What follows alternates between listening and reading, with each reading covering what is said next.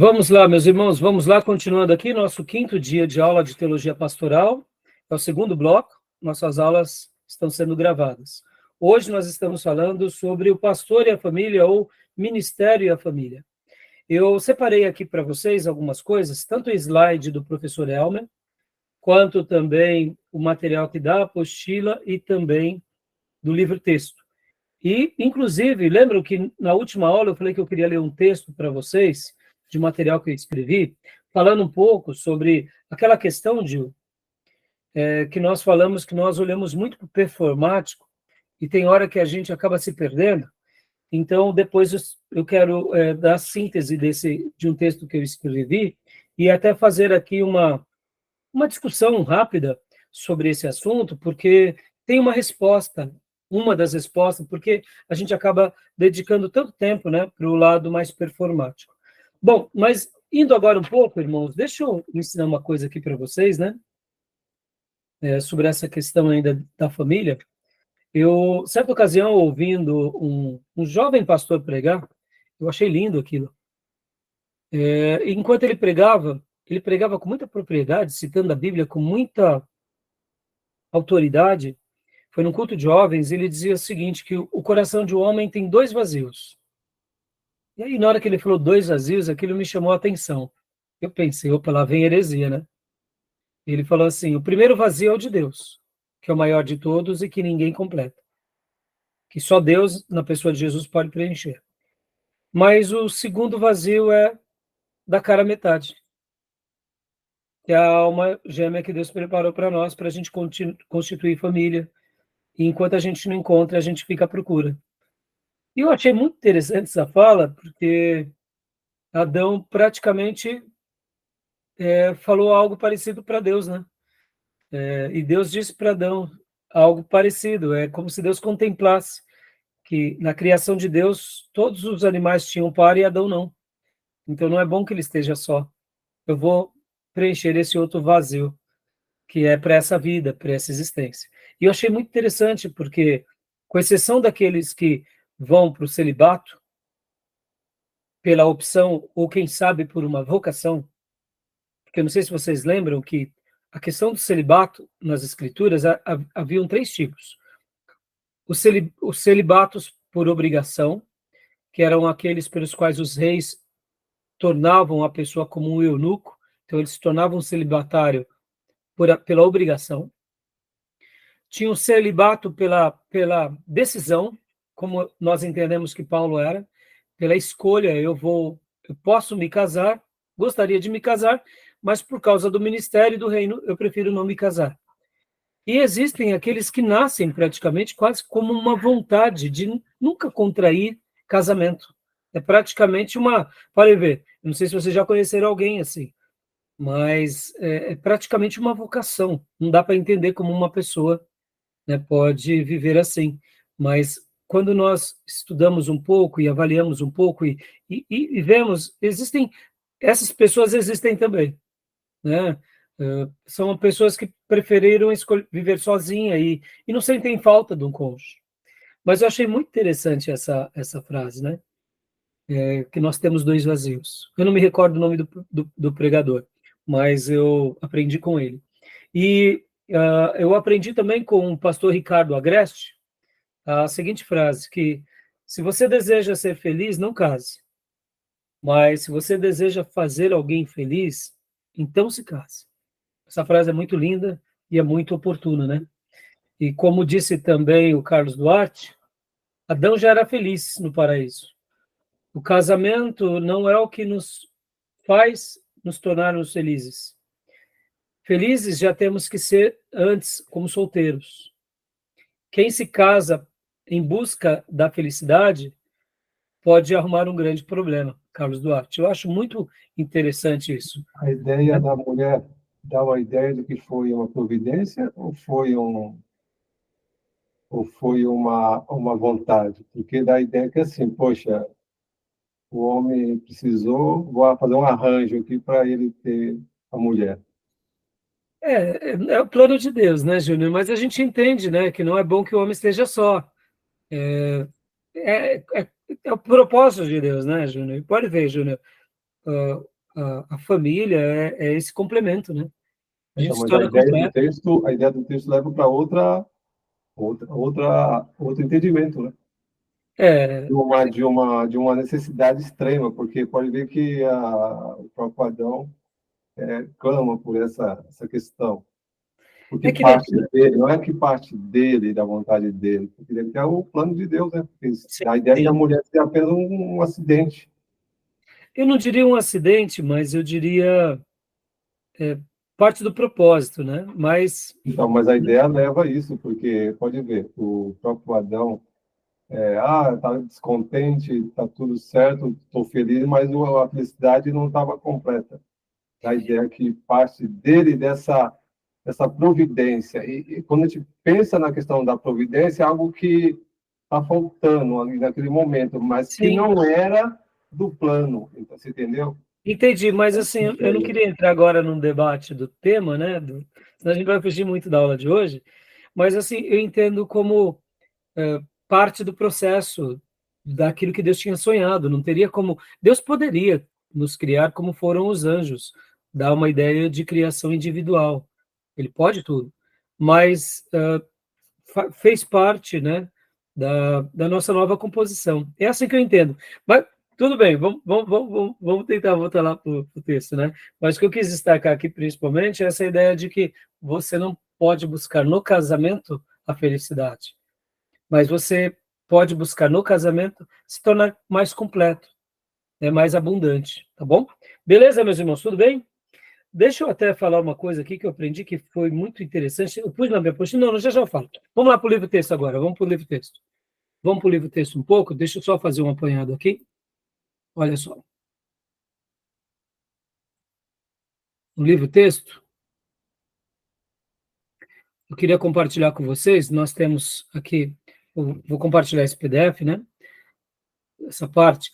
Ó, a primeira parte, nós já trabalhamos, né, redescobrindo o ministério pastoral, o que o pastor deve ser e fazer.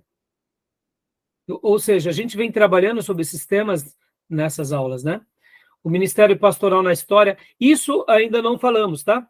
E possivelmente não dê tempo, então é interessante essa abordagem do Ministério Pastoral na História, tá?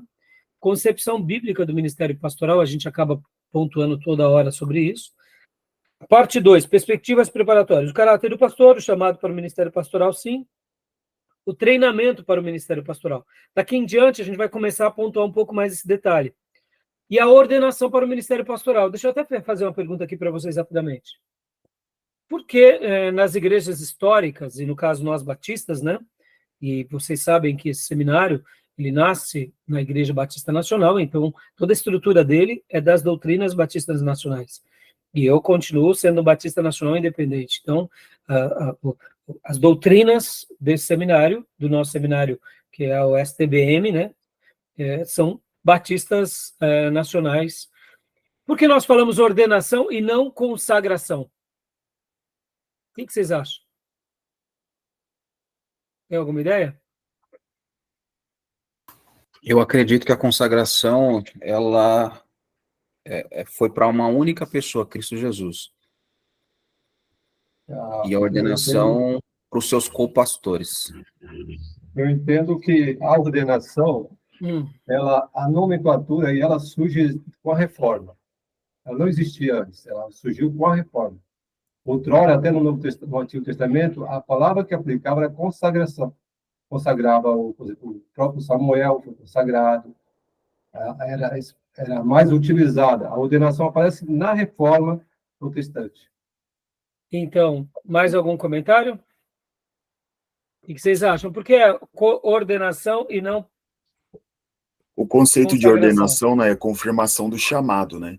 E chamado, assim, igual o pastor Johnny falou, são para os comissionados, né? E a consagração, eu também penso da mesma forma, seria para Jesus. Tá. Então, agora, o que o Júnior disse é interessante, mas, Júnior, na realidade, quando a gente vê, né, as recomendações bíblicas, nós entendemos que a recomendação do Novo Testamento ela está voltada a impor as mãos no candidato e orar por ele, pedindo que Deus o separe, né? E aí é uma ideia de ordenação. Já o Velho Testamento, ele é literalmente a ideia da consagração. Podem ver que no Velho Testamento havia a figura do profeta, que pegava o chifre com o azeite e derramava sobre o rei ou mesmo sobre um outro profeta. Era o ato da unção. No Novo Testamento, muda-se essa questão. Impondo as mãos e orando sobre eles. Então, começa no Novo Testamento e se consolida na história da igreja. Hoje, acontece algo bem curioso. Nas igrejas pentecostais, se consagra o candidato, né? Mas nós, de igrejas históricas, e principalmente igrejas que são voltadas mais à teologia, entendemos que a consagração, ela quem dá é o Espírito Santo ao candidato. Assim como Jesus foi consagrado, pode ver que nós recebemos o Espírito dele. Nós recebemos também esse chamamento. Então, quem nos consagra hoje, na Nova Aliança, é o Espírito Santo. E a igreja, com os oficiais já reconhecidos, validam aquele candidato, impondo as mãos. É aí onde surgem as recomendações de Paulo, falando sobre a imposição de mãos. Entenderam? Ficou claro ou não? Então, na imposição de mãos, é onde nasce a ideia da consagração, ou melhor, da ordenação, entendeu? Por isso que no Novo Testamento a gente impõe as mãos. Com Paulo foi assim, né? Exatamente. Os irmãos... Então, eles impunham as mãos, né? Pode ver que em Atos dos Apóstolos vão ver com muita frequência isso, e pode ver que lá em Timóteo, não deixe de desenvolver o dom que é em ti, que te foi dado por profecia e com a imposição de mãos dos presbíteros. Atos, 1 Timóteo 4, 14, né? Então, nós vemos que há esse tipo de recomendação.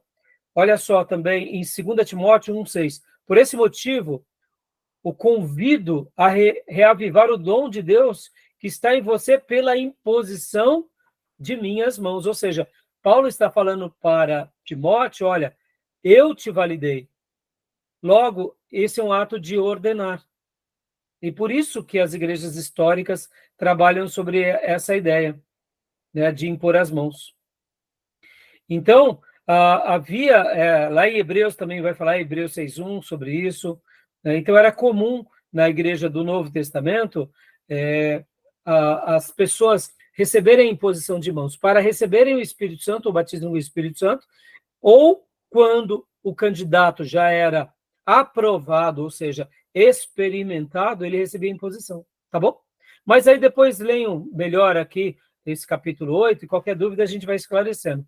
Agora, muitas igrejas, elas fazem a convocação do culto de consagração pastoral. E lá eles ungem e derramam o azeite. Eu, por exemplo, quando sou chamado para pregar em igrejas que têm essa característica, eu me delicio, irmãos.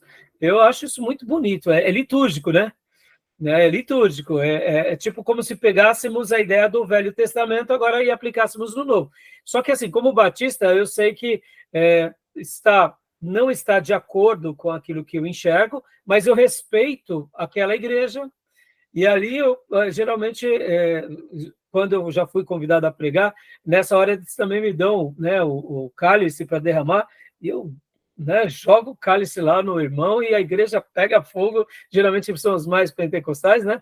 E é aquele momento bem piedoso, bem gostoso, sabe? Então, assim, eu não faço, assim, uma acepção, uma censura, e se eu posso, eu explico, né, que há uma diferença entre a consagração e que aquele ato é só representativo.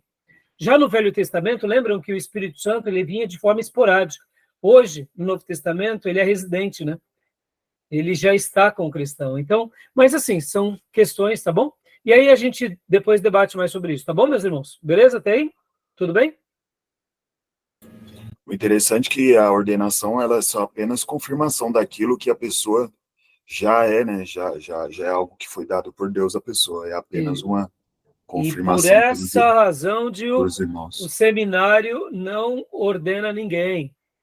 É isso aí. Quem vai ordenar é o dom de Deus sobre a pessoa, ou melhor, quem vai consagrar é o dom de Deus sobre a pessoa, e nós só vamos validar aquilo que Deus está fazendo. É por isso que nós não consagramos, né? E aqui o seminário teológico ele não tem esse poder, e é por essa razão que a gente tem que tomar muito cuidado mesmo com todos esses que se enveredam achando que ao estudar se tornarão, não necessariamente, tá bom? E aqui na parte 3 do livro, voltando aqui ao livro-texto, irmãos, olha só que interessante. Agora a gente está entrando para essas partes que a gente vai desenvolver. Família do pastor, a vida de oração do pastor, o aspecto pessoal, e a vida de oração do pastor, o aspecto ministerial. E o capítulo 12, olha só que interessante. Aí vem aqui também como o estudo do pastor e a compaixão do pastor pelas almas. E por último, vem perspectivas pastorais. O culto, pregação, exemplo, liderança, evangelização, vigilância e o alerta, observações e ordenanças, respostas às perguntas mais frequentes. Essa última parte aqui, o livro é muito autoexplicativo, então a gente não vai, assim, destacar muito, né? Eu vou fazer um apanhado disso daqui, tá? Então, é essa outra parte 3 que a gente vai estar trabalhando bastante. O estudo do pastor a gente já tem trabalhado bastante, mas aqui eu vou dar uma pincelada. A compaixão pelas almas é fundamental, mas esses pontos aqui, ó, vida de oração do pastor, aspecto pessoal, ministerial, é imprescindível, assim como a família, tá bom? Tudo bem até aí, meus irmãos? Beleza? Tranquilo? Ok. Tranquilo. Então vamos lá para a página 175 aqui dessa apostila. No nosso livro-texto, é a mesma página? Não, é a É uma 163. É 163, né? É a vida de oração do pastor, é a página 176. Não, a pastor e a família. Ah, ok, perdão. É 163. Isso, então, só para a gente corresponder aqui igual, eu estou pegando emprestado aqui só para facilitar. Parte 3. As perspectivas pessoais, a família do pastor. Opa. A família do pastor, a vida de oração do pastor, o aspecto pessoal, a vida de oração do pastor, o aspecto ministerial, o estudo do pastor e a compaixão do pastor pelas almas. Vamos ler um pouquinho aqui o livro-texto, para a gente fazer alguns debates, tá bom? E a gente, logo na sequência, vai para a apostila e vamos também para o material de slide do professor Elmer, tá bom? Quem quer ler para nós? Pastor Johnny, por gentileza, essa parte? Quero Leio ler sim. aqui essas 2 páginas. Leio sim. A família do pastor. As famílias estão enfraquecendo em todo o mundo, assim também um número alarmante de famílias de pastor. Entretanto, as Escrituras estabelecem uma família forte, exemplar, como um pré-requisito para o ministério pastoral. Embora se admita que as pressões no ministério contemporâneo sejam enormes, um casamento e um relacionamento familiar caracterizados pelo fruto do Espírito e pelo amor de Cristo serão capazes de enfrentar os assaltos inevitáveis de uma cultura pagã, pós-moderna e as intensas demandas do ministério pastoral de hoje. A casa do pastor deve ser sua prioridade no ministério. Joia. Esse capítulo é o Richard L. Mayhuer, eu acho que deve ser assim que se pronuncia, né? E essa última frase é lapidar. A casa do pastor deve ser sua prioridade no ministério. Uma coisa que eu noto, irmãos, que o ativismo, ele pode, como o Júnior leu há pouco no outro livro, qual é o mesmo nome do livro que você está lendo, Júnior?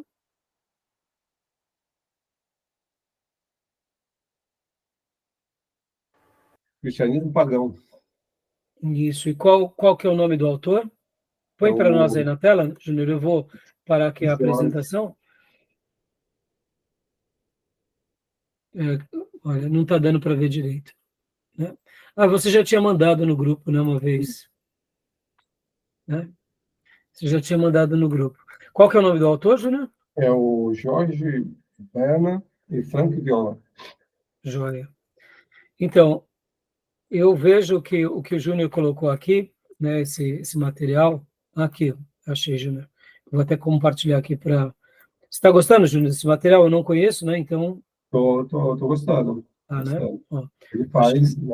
Ele vai na contramão de tudo muitas coisas que a gente está vendo aí. Mas eu estou gostando.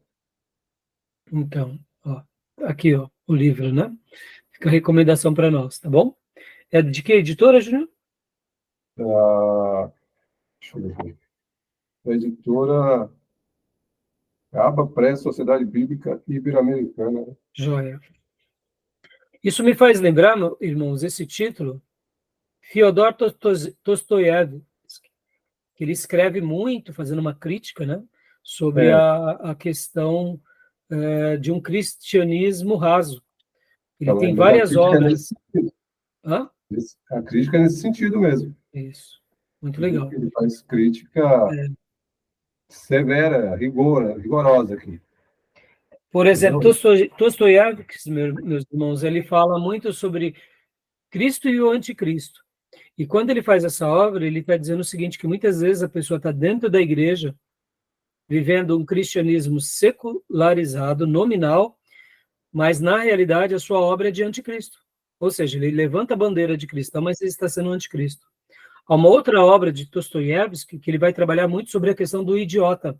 E quem era o idiota na perspectiva de Dostoiévski? Então, vale a pena a gente aprender com esses materiais, porque além de ser um clássico na literatura mundial, escritor russo brilhante, ele vai falar que o idiota, o que é o idiota? É alguém que a sociedade despreza porque ele faz o bem, não paga com a mesma moeda, sofre em nome da justiça, ou seja, ele parafraseia que se Jesus estivesse nos dias dele, seria tratado como um idiota. Então, perceba, os próprios cristãos estariam tratando Jesus de um idiota. Então, são críticas, assim, lapidares, né?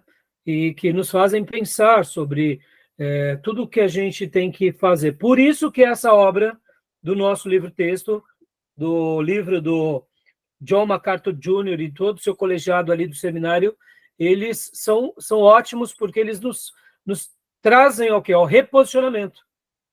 E aqui a gente está falando agora... Oi, Júnior? Crime e Castigo do Dostoiévski também é muito bom. Qual? Crime e Castigo. Muito. Obrigado, Júnior. Então, o reposicionamento começa conosco. E aqui, meus irmãos, vamos lá. Por que as famílias nas igrejas estão fracas? Porque as famílias dos ministérios pastorais estão fracas. Na obra que eu mencionei para vocês no primeiro bloco, do Carlos Alberto de Quadro Bezerra, eu achei assim, até muito humilde da parte dele. Os pastores se tornaram estúpidos, quando ele está falando sobre líderes, ele se inclui dizendo assim, ó, nós erramos em alguns pontos, e eu vejo, irmãos, que uma das coisas que mais me chamou a atenção, inclusive deixa eu fazer até uma breve citação aqui, do pastor aprovado, do Richard Baxter, que esse livro dele, ele vai fazer aqui 3 observações. A primeira parte é o exame de nossas vidas pessoais. E aqui ele chama o pastor para refletir sobre ele mesmo. E para ele enxergar a necessidade do arrependimento.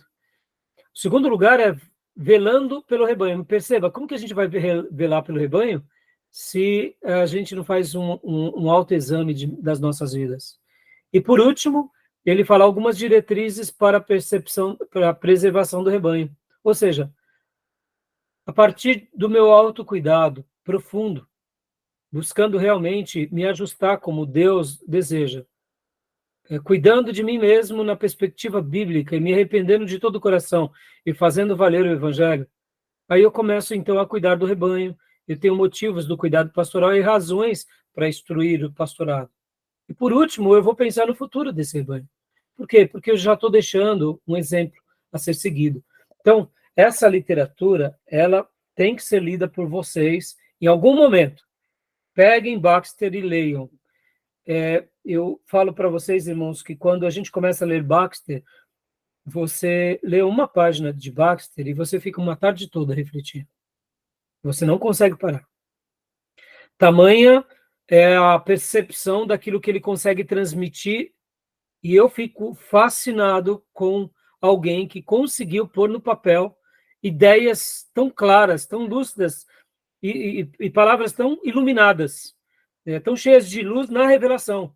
Ou seja, eles conseguiram marcar aquela geração e marcarem muitas outras gerações depois delas e até hoje. A gente tem que lembrar que Baxter viveu ali, se não me falha a memória, irmãos, 1615 a 1691. Estamos falando de uma obra aqui de 4 séculos, praticamente. Então, a gente não... É simplesmente, publicado originalmente em 1656. Só isso. Então, pensem vocês como é uma obra importante para nós, tá bom? Mas voltando aqui para a apostila, vamos continuar lendo aqui essa parte. Continue para nós, pastor, por favor. Perdão. Um recente best-seller... Desculpa. Não, estou lendo até pelo meu livro, então não tem problema não. Eu fui... Ah, tá. Então, eu pulei aqui, sei lá para onde. O senhor está na página 190 ali, pelo que eu vi. Eu me perdi aqui. Fui mexer aqui no tamanho e acabei me perdendo. Tá, você está lendo pelo seu livro, então pode continuar que eu me acho aqui. Tá bom. Um recente best-seller sobre o ministério pastoral contém um capítulo intitulado, abre aspas, alerta, o ministério pode ser uma ameaça para a sua família, fecha aspas. Por mais chocante que seja, o título reflete com precisão a realidade do ministério pastoral hoje. Uma pesquisa pastoral realizada em 1992, publicada em um importante jornal, descobriu as seguintes dificuldades significativas que produzem problemas conjugais nas famílias dos pastores. 81% tempo insuficiente em conjunto, 71% uso do dinheiro, 70% nível de renda, 64% dificuldades de comunicação, 63% expectativas da congregação, 57% diferenças quanto ao lazer, 53% dificuldades na criação dos filhos, 46% problemas sexuais, 41% rancor do pastor com relação à esposa, 35% diferenças quanto à carreira ministerial, 25% diferenças quanto à carreira da esposa. Bom, só uma pausa, irmãos, é muito interessante tudo isso, né? E fica aqui uma sugestão para os meus irmãos. Percebam que, na grande maioria das vezes, sim, tem questões financeiras envolvidas, tem questões de identidade, mas a maioria são questões de relacionamento, né? Pode ver, relacionamento e de compreensão com relação ao seu papel, com relação a como lidar com cada uma dessas questões, né? E isso é bem curioso. Pode ver as questões com os filhos, né? Bem interessante. Né? Querem fazer algum comentário? O nível de renda aí ficou meio... em relação ao ministério, o nível de renda é isso? Sim, porque, Gil, pensa assim, muitas vezes a pessoa ela tem uma vocação, né? Pode ver, ela tem uma vocação, né? E aí o que acontece, Gil? Você quer servir, mas a comunidade não tem maturidade sobre essa questão, entendeu? E você acaba ficando dividido, porque a família acaba tendo certas demandas e certas privações que, ora, isso gera muito desgaste, Gil. Quando você pega uma igreja histórica, Gil, que ela tem um padrão de sustentação do seu colegiado pastoral, é muito mais fácil. Mas quando você pega um projeto iniciante, ou igrejas mais novas, ou trabalhos missionários, tudo fica muito mais difícil, né? Ou igrejas pequenas, em países pequenos, países pobres. É um salário baixo, é isso, né? Baixo, E aí a pessoa tem que dividir o tempo dela com a igreja, com o trabalho secular, ele tem que se autossustentar. E isso tudo é uma demanda, assim, quase sobre-humana, né, Diogo? Só para vocês terem uma ideia, irmãos, na última aula nós falamos bastante sobre renúncia, né? E eu até... depois eu estava me lembrando, né, sobre isso. Logo quando eu me formei no seminário teológico, logo na sequência eu me formei em 93, 94 eu me casei. E como eu me casei, vim para essa região aqui do Alto Tietê, em 95, eu já tinha ido para a Igreja Batista Missionária, finalzinho de 94 foi quando Deus me separou para ir para lá, foi uma experiência maravilhosa que eu tive. E aí, em 95, eu comecei a fazer engenharia. E eu comecei, até porque eu gosto de números, eu gosto dessas coisas, e o mercado financeiro gostava muito de engenheiro. E o que eu comecei? Eu comecei a fazer engenharia, e pouco tempo depois, no meio do ano de 95, a igreja me chamou para ser o dirigente. A igreja tinha 10 gatos pingados. Até hoje nossa igreja não é grande. Mas eu fiquei num conflito tão grande, porque eu falei, não, como que eu vou pastorear fazendo engenharia? Hoje, com a experiência que eu tenho, eu tirava de letra. Eu me reuniria com a igreja e falaria, irmãos, nós vamos nos ver sábado e domingo, alguns sábados sim, outros sábado não, e domingo. Na semana, apenas quando eu tiver folga, né, na faculdade, alguma janela. E eu iria pedir essa compreensão, porque de todos aqueles 10 irmãos que estavam na igreja, nos próximos 2 anos seguintes, eles foram embora, ficou 2. Ou seja, eles queriam um pastor praticamente integral, mas eles não estavam dispostos a pagar um preço comigo. Aí depois, Deus foi trazendo mais pessoas. Mas eu, como um jovem pastor, eu tinha 24 anos quando eu fui para a igreja. Me casei com 23. Eu assumi aquele ministério com 24 anos. Comecei a cuidar daquela comunidade como dirigente. Então, imagina, eu tinha formação acadêmica na cabeça, mas eu não tinha prática. E era um desespero, porque eu nunca sonhei ser o pastor titular de nada, eu queria trabalhar com algum pastor. Eu não tinha vontade nenhuma, como essa questão de ser protagonista nunca foi algo de mim. Eu sempre amei trabalhar em conjunto com pessoas. E ali Deus literalmente me jogou. E aí, no meio do ano, eu comecei a pensar, antes do final do ano de 95, eu cancelei a engenharia, cancelei pedi para bloquear ali meu curso, e pensei, um dia, quem sabe, eu faço um MBA de finanças. Naquela época tinha um MBA no IBMEC, que era um MBA aberto, que era livre, porque como eu tinha feito o seminário teológico livre, eu não tinha um diploma reconhecido pelo MEC. Então, eu parei. E assim, eu digo para os irmãos, né? Estou até hoje pastoreando, e vocação, mas na experiência daria para ter feito uma outra faculdade. Era tudo muito iniciante, mas eu ia chamando as pessoas, sabe? E se eu tivesse um pastor mais experiente para me orientar, mas imagine, a minha autocobrança, né? Então, essas coisas, Gil. Mas eu tinha mesmo que eu tivesse uma cobrança, eu ainda tinha um excelente emprego. Nessa época, eu já era gerente de pregão, lá do HSBC. Nessa época, nem era ainda HSBC, era um banco francês. Eu era gerente desse banco francês lá no pregão. E tinha um excelente salário. Então, quer dizer, diante de toda a pressão, eu ainda tinha um excelente salário. Excelente salário. Então, para mim, era um pouco mais tranquilo. Entendeu? Aliás, nessa época, eu acho que já estava como... Não, eu ainda não era gerente. Eu me tornei gerente em 98. 98. Nessa época, eu trabalhava só como operador e pregão de alguns bancos, mas já estava ganhando muito bem. Já estava com um bom salário. Então, quer dizer, isso me compensava, mas pensa assim, imagina se eu ainda ganhasse mal, pastoreando uma igreja, parando de fazer faculdade. Ou seja, olha a cobrança, olha a cabeça. Imagina a mulher, novinha, tirei lá da Zona Norte, trouxe para Poá. Minha rua tinha barro. A branquinha toda dondoca, parecia um bibelô. Sabe aquelas bonequinhas, bibelô? Aquelas bonequinhas de porcelana? No meio do barro. Coitadinha, ficava doida. Então, tanto é que ela falava, vou fazer missões lá em Ferraz de Vasconcelos. Na cabeça da minha esposa era isso. E era isso mesmo que a gente fazia, entendeu? Então, assim, agora pensa essas dificuldades nas suas mais variadas proporções, né?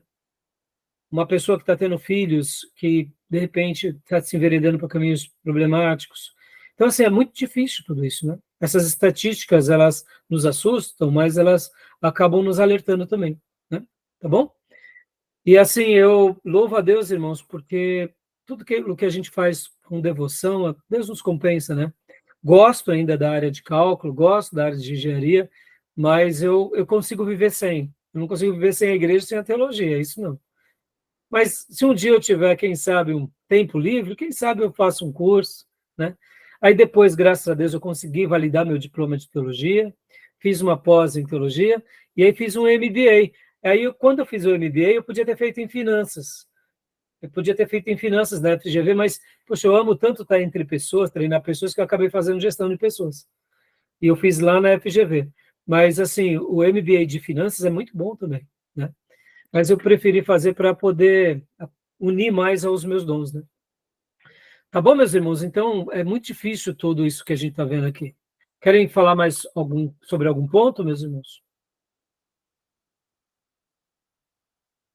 Essa pesquisa é de 92, né? E, sei lá, a julgar pela situação atual, acho que a tendência aqui é ter piorado. Sim, pastor, não tenha dúvida. Com igrejas sérias, né? Com igrejas neopentecostal, não. Porque aí é outra realidade, eles não estão preocupados com esses valores, né? É tudo uma piada, é tudo uma empresa, né? Não dá para usar a régua deles, né? Não dá. Não dá para medir o padrão deles. Está fora, né? Tem como. Graças a Deus que dessa cama de Procusto a gente não se enquadra, Júnior. Lembra da cama de Procusto? Sim. Né? Não dá para usar ele como referência, né? Graças a Deus, né? Pode ler para nós. Quem quer ler? Quer continuar? Deixa o Gil ler agora um pouco, pastor, por favor.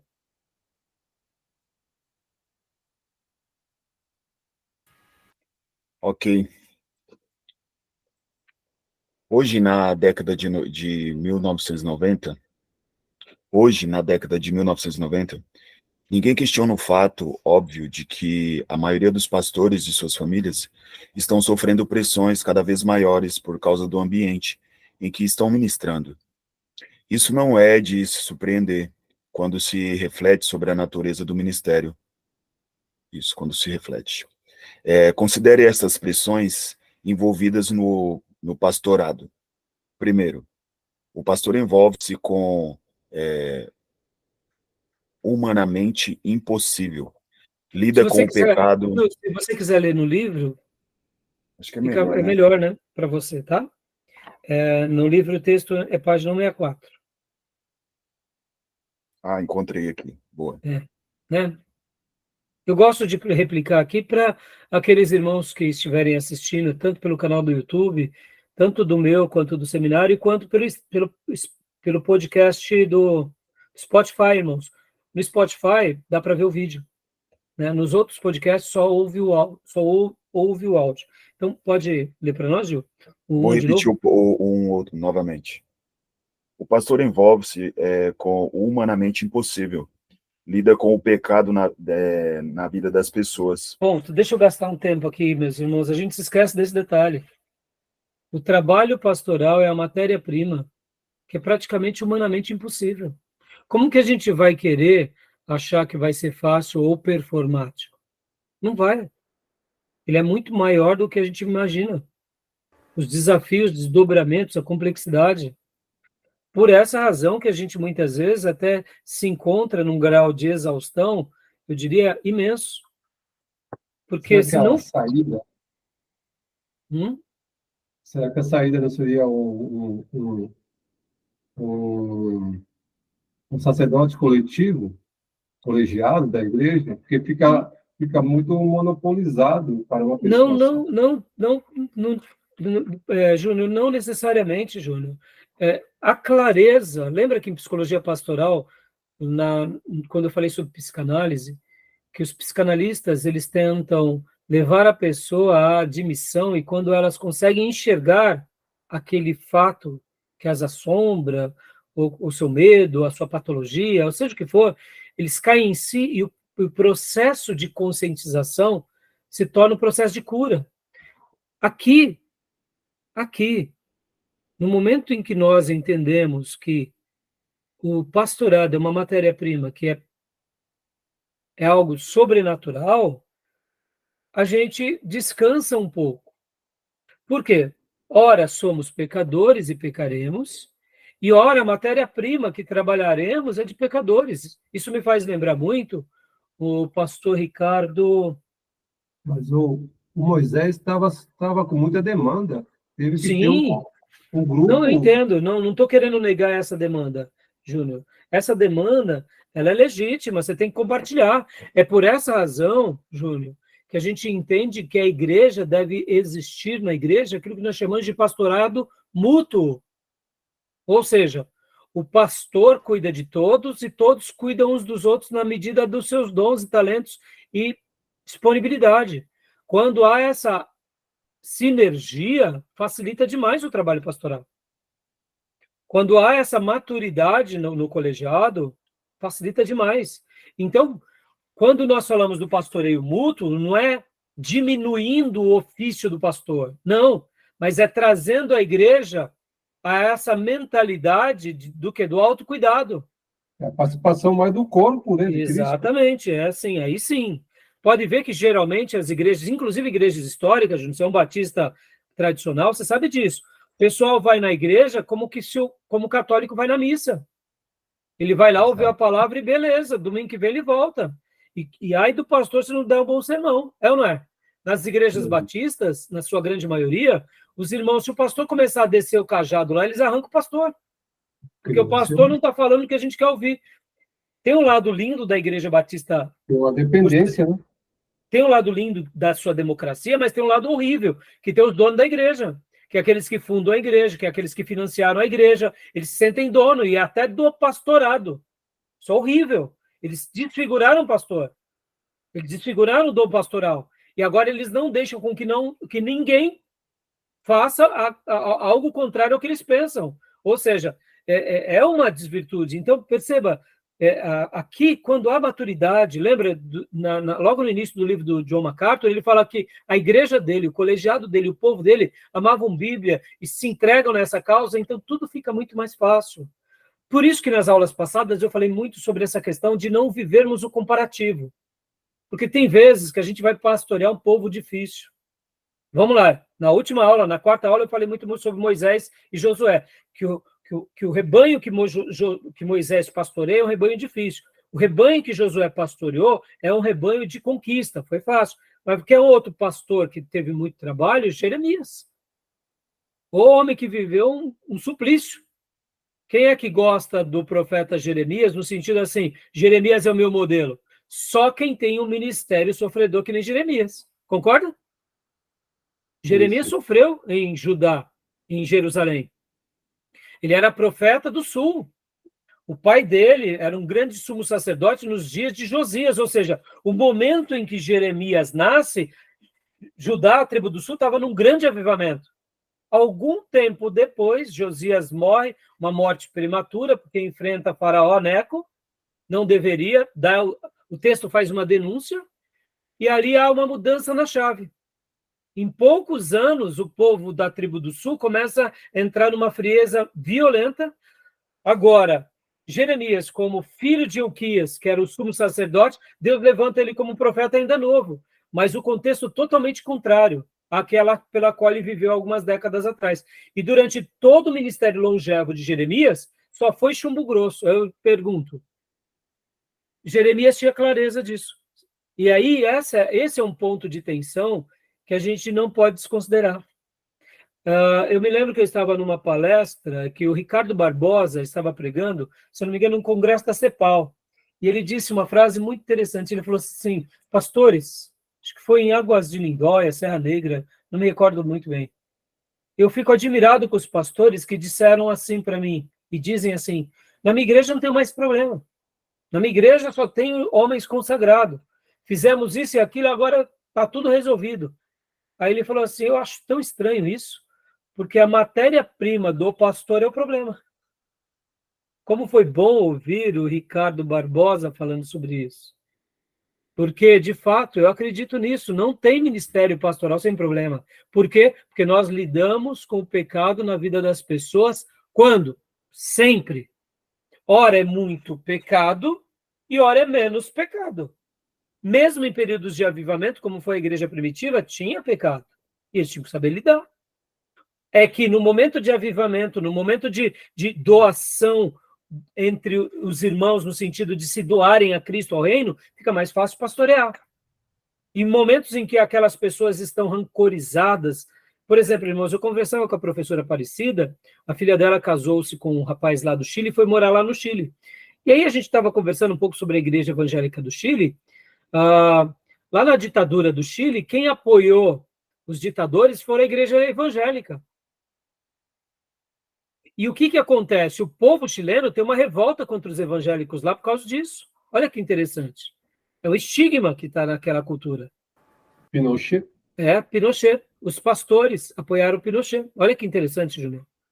Então, perceba, como deve ser difícil pastorear no Chile. Você está entendendo, Júnior? Agora eu pergunto, é mais difícil pastorear no Chile ou no Brasil? Claro que é no Chile. Pastorear na Arábia Saudita ou na Coreia do Sul? Claro que é na Coreia do Sul. Perceba, quando nós temos essa clareza que a gente está lidando com o pecado dos homens e que o nosso trabalho, ele é um trabalho que é humanamente algo impossível, e é de fato, por isso que nós não usamos a régua de medida dos neopentecostais, porque eles usam artifícios humanos. E quando a gente tem essa clareza, que é uma libertação, porque a gente começa a viver, então, o quê? A dependência de Deus. Amém, irmãos? É isso. A gente começa a viver a dependência e entender cada ciclo. Que hora a gente vai ter ciclos mais regados de frutos e hora ciclos mais mirrados. Faz parte da vida. Pode ver, os pastores não sabem lidar com os ciclos. Não sabem lidar com as perdas. Não sabem lidar com as derrotas. Por quê? Porque a gente vive numa sociedade triunfalista. O que importa é o sucesso, é a fama, é o glamour. Isso é fruto do meio, que é errado. Ou seja, é a igreja virando o mundo.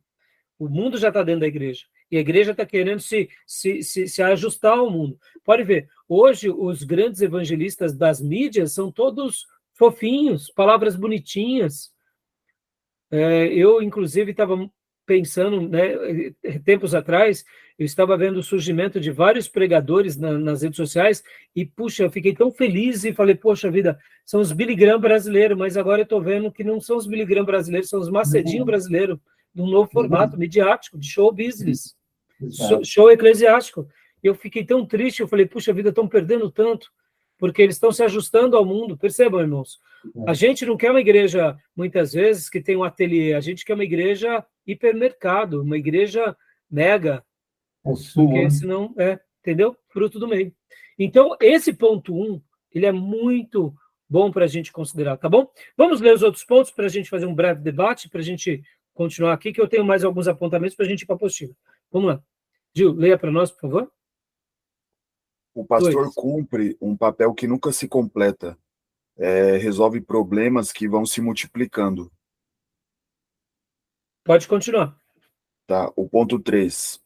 O pastor serve sob uma credibilidade cada vez mais questionada aos olhos da sociedade. Aí aqui eu quero gastar um minuto. Eu acredito que o item 2 é porque, de fato, faz parte da matéria-prima. Que o Ricardo Barbosa disse, faz parte, é o problema, é o pecado, é a fraqueza, é a humanidade, é o povo caído. É esse povo caído que diz, eu chegarei na Nova Canaã, mas por enquanto eu estou indo para lá. Ainda não me tornei um de lá. Já o item 3, a credibilidade, eu quero crer que está alinhada principalmente por causa do quê? Porque nós, pastores, infelizmente, deixamos as coisas se perderem dentro do nosso quintal. Aqui eu usaria até a parábola da dracma perdida. Lembra que as 3 parábolas de Lucas 15 é a do filho pródigo, da ovelha perdida e da dracma perdida. O filho é pródigo, ele vai. E ele gasta o que não poderia. Mas ele volta e o pai está ali aguardando. A ovelha ela é perdida, ela é débil, ela se perde, o pastor vai atrás. Mas a dracma perdida, a mulher perde dentro de casa, né? E ela tem que varrer e arrumar a casa para achar. Eu quero acreditar que essa credibilidade é fruto desse princípio. Os pastores se perderam dentro de casa. Por quê? Ora pelo status, ora pelo mundanismo, ora por causa da sua intelectualidade. E, querendo ou não, a gente deixou um rastro e não um legado. E aqui, me entendam, tá, meus irmãos? Eu quero usar um termo. Na minha opinião, eu acho que a igreja brasileira e mundial, ela vai ser repaginada na questão de caráteres e valores.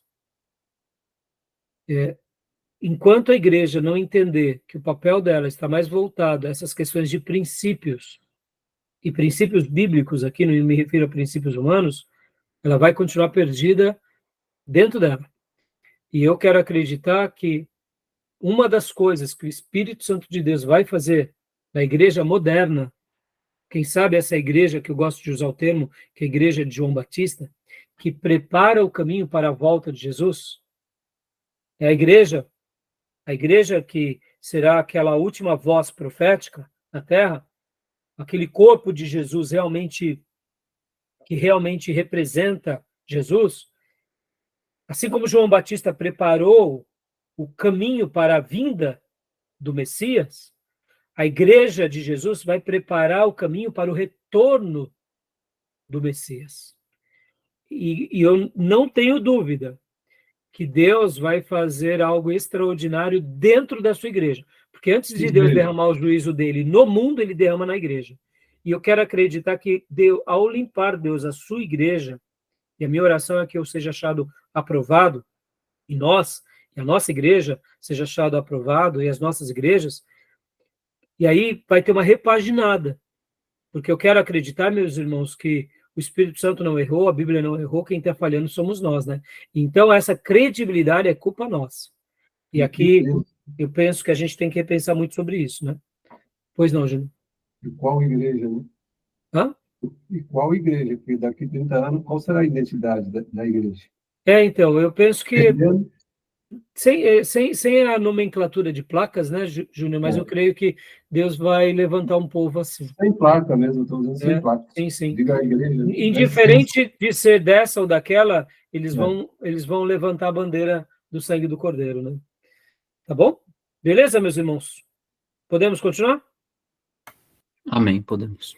4 pontos, leia para nós, por favor. O pastor permanece a postos 168 horas por semana. Aqui, meus irmãos, a gente tem que saber ajustar os ponteiros. Só vou dar um exemplo rapidamente para vocês do que me aconteceu esse final de semana. Esse final de semana, eu fui para a igreja, minha esposa, como vocês sabem, tem trabalhado muito, ela acabou não indo, e infelizmente ela precisou trabalhar, e ela continuou trabalhando, aí fui ajudá-la até com relação ao almoço, porque eu tento ser presente como companheiro, gosto de cozinhar, então ela cozinha durante a semana, quando ela não pode, eu tento ajudá-la, mas aos domingos é o meu dia. E aí eu estava preparando aquele macarrão, faço um macarrão maravilhoso, com creme de brócolis, meus irmãos, vocês não têm noção, com bife à milanesa, ó, já começa a salivar, é maravilhoso. E aí um casal me procurou, e ali eu estava cozinhando, era 4 horas da tarde ainda, não tínhamos almoçado, saí um pouco tarde da igreja, e falei, irmão, não vou conseguir te atender. Eu sei que quando eu dei uma pausa, era 6 horas da tarde. E na segunda-feira, como eu trabalhei no sábado, eu gosto de folgar aos sábados, aí eu abri um parênteses para atender um casal. E ali eu gastei um bom tempo socorrendo aquele casal. E até falei para aquele casal, falei, filhos, olha, você sabe, eu estou de folga e me compreendam. Porque o que acontece, irmão, se a gente não tiver aquele autocuidado, chega uma hora que a gente entra em exaustão. E foi uma folga, eu diria, assim, meio mirrada, porque eu tive que dar muita atenção e me preocupar muito com esse casal, e isso tudo me trouxe uma certa preocupação. E se a gente não souber, em alguns momentos, dizer não para algumas pessoas, a gente acaba morrendo. E aqui fica, né, a lembrança para vocês que fizeram a matéria Psicologia Pastoral, como é importante a gente ter coisas para se restabelecer, para encher os nossos tanques. E principalmente, como ensina o pastor Heine Cordeiro, a gente precisa do dia de descanso, porque é por meio dele que a gente vai ter energia para prosseguir por mais uma semana, tá bom? Se a gente não tomar cuidado, a gente naufraga por causa da folga, ou seja, por causa do sabate. Lembra que Israel, ou melhor, Judá, foi para o cativeiro babilônico porque eles tinham pecado contra o sábado. Não sei se vocês sabem, mas os 70 anos de cativeiro era também fruto do pecado de Israel, mas também fruto porque eles se esqueceram de adorar a Deus no sabate. E Deus os manda para o castigo na Babilônia por causa disso. Os profetas vão anunciar isso. Quando a gente negligencia o descanso, o nosso corpo grita. Cuidado, meus irmãos. Continua para nós, eu leio 5 ao 10 agora, e aí a gente faz um breve comentário.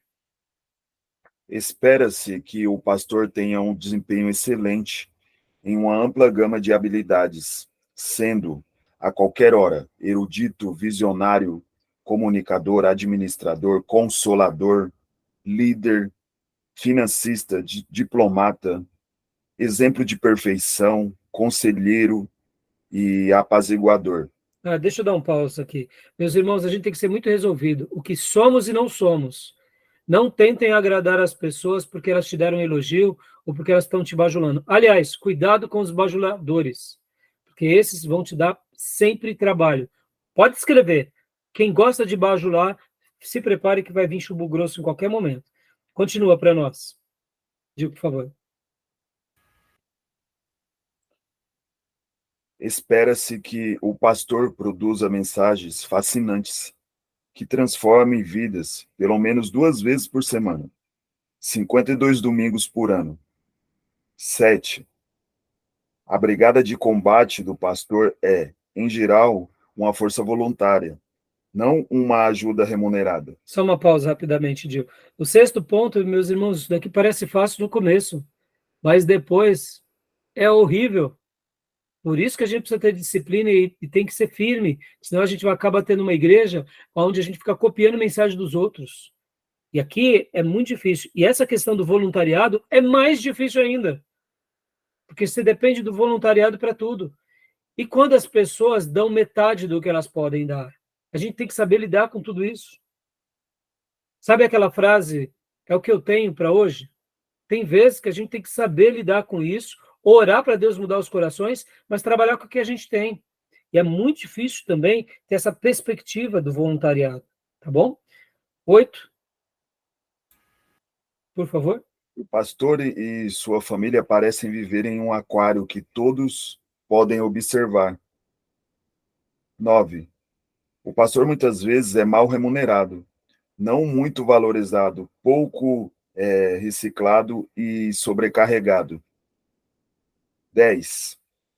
Como figura pública, o pastor pode receber as mais duras críticas, tanto da comunidade como da congregação. Joia, meus irmãos, eu creio que essas reflexões, ao mesmo tempo que e essas palavras sejam assustadoras, elas nos dão um norte do quão árduo é o ministério pastoral ou missionário. Mas, ao mesmo tempo, elas nos preparam para a dura realidade do que é ser um pastor. E com a graça de Deus, a gente vai ter êxito, porque é o Senhor quem nos chamou, é Ele que nos capacitará. Tá bom, meus irmãos? Então, vamos fechar agora, que já deu o horário. Alguma pergunta? Querem fazer algum comentário? Tranquilo? Ok. E aí, no último bloco, só vou concluir as páginas desse livro e a gente vai aqui para um outro material que eu preparei para vocês, tá bom? Mas fortes são essas palavras, não, meus irmãos? Fortes mesmo. Tá?